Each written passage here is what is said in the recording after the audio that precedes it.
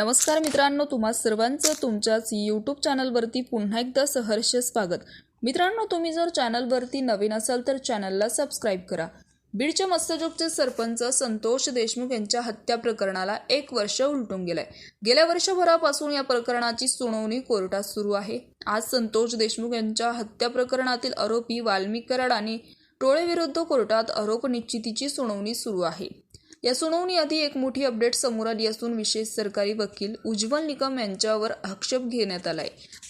याबाबत सविस्तर माहिती अशी आहे की सरपंच संतोष देशमुख हत्या प्रकरणात विशेष सरकारी वकील म्हणून उज्ज्वल निकम यांची नियुक्ती करण्यात आली होती आणि त्याचबरोबर त्यांना बदलण्यात यावं अशी मागणी आज न्यायालयात आरोपींच्या वकिलांकडून करण्यात आली आहे। उज्ज्वल निकम हे राजकीय पक्षाशी संबंधित असल्यामुळे याचा या केसवर परिणाम होत आहे असं कारण देत थेट आरोपींच्या वकिलांकडून न्यायालयात अर्ज करण्यात आलाय।